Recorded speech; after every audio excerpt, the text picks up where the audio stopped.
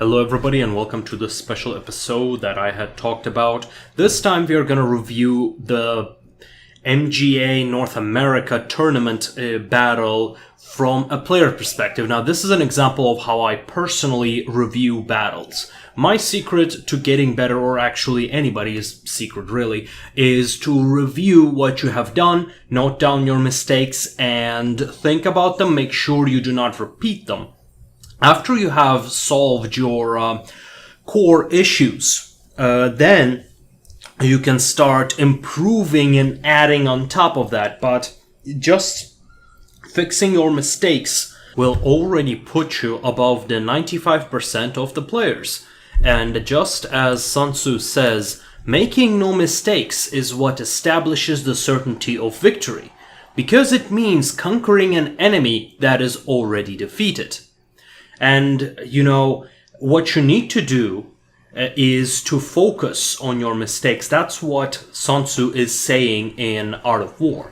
Essentially, if you make no mistakes, your enemy will, and through that, you will be victorious. Of course, the things are a lot more complicated than that, but it is a tremendous start.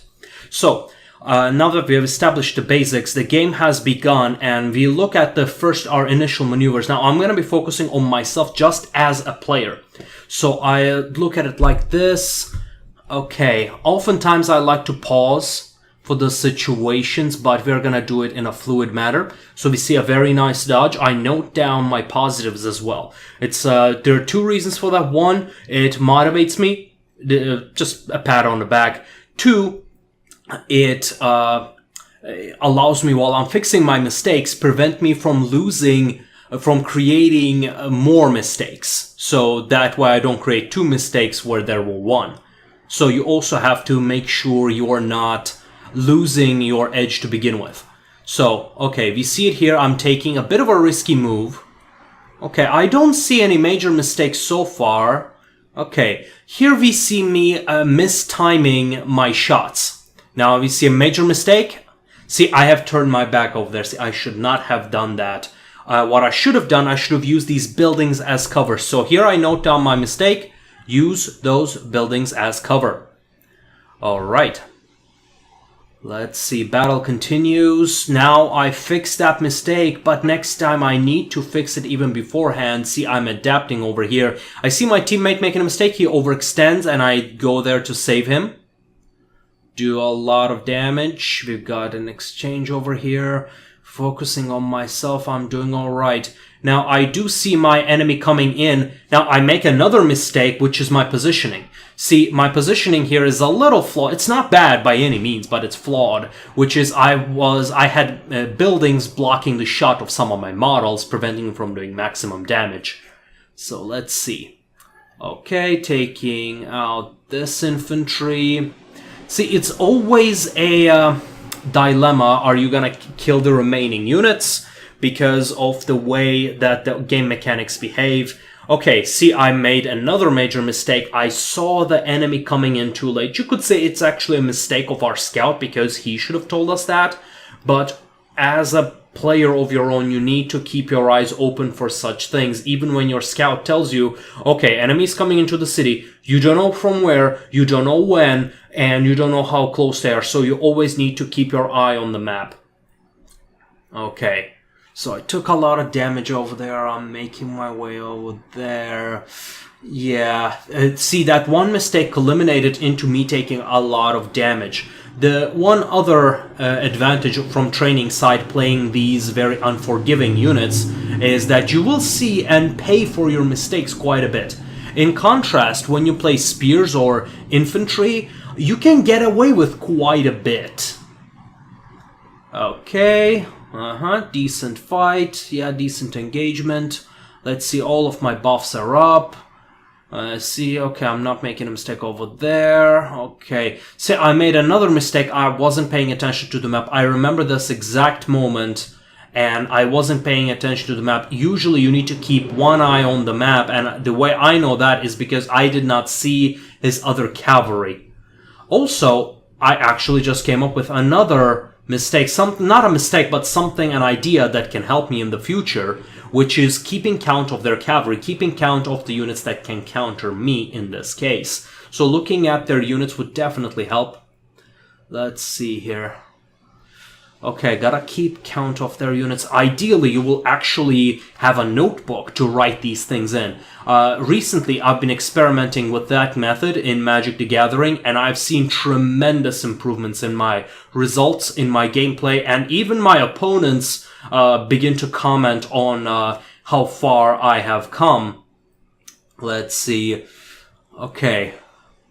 See me, yeah, barely, basically out of units. In this situation, I need to remind myself that right now my role is purely buff, because I can give my buffs at full power even in a situation like this. So I just have to hide a little bit, hide from the enemy skirmishers. I go a little too greedy and get shot, realize that and try to fix it, but then I get hit by the enemy infantry, and there it is over for me.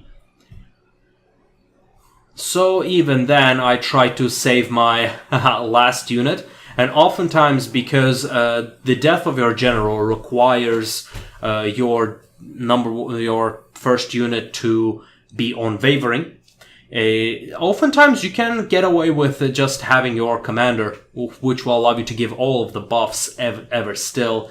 Is that a balance thing? I think that should be just a perk of playing support.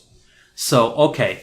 Now that I'm dead, I could end it right here, but I also look at my team, how they're playing, and perhaps some of the mistakes they can fix, because you never play alone. You are never truly alone. And you need to work as a team, not just fixing your mistakes, but perhaps pointing out those of your teammates, but also how well you could have coordinated with their units was also another thing. So kind of having a post-operation analysis or a post-mortem analysis is definitely gonna be what sets you apart. And you repeat these analyses, especially when you have played these great games where you know, wow, this was a tough game, this was where it was challenging, where you know your major mistakes, you review those and find out why they happened, and then think of ways on how to prevent them happening. Then rinse and repeat. As you fix your mistakes, you will keep finding new mistakes that you did not even notice before. For example, scouting, not looking at your map, or actually one other mistake that I have just noticed is not zooming in on the map. See, normally when you're playing as skirmishers, the best way to play with your minimap is by 50% zoomed in. It makes it a lot easier to notice enemy infantry pulling through or enemy cavalry coming in. In this case, we were just playing, it was a little of a fast game, but I definitely should have had my minimap zoomed in at 50%. Also, can we have it stay at 50%? I haven't found any option for that. Well, regardless, I hope you have enjoyed it, and I hope you use the methods over here to improve yourselves. And by the way, the method that we're describing over here is part of another method called deliberate practice. So if you're interested in the, should I say, more methodical methodologies, so to speak, in improving yourselves in any skill, look into deliberate practice. So those are the methods you can use to improve, and currently DP, the deliberate practice, is the cutting edge method in general, and you can build on top of it. Well, I hope you enjoyed it, and we will see you next time.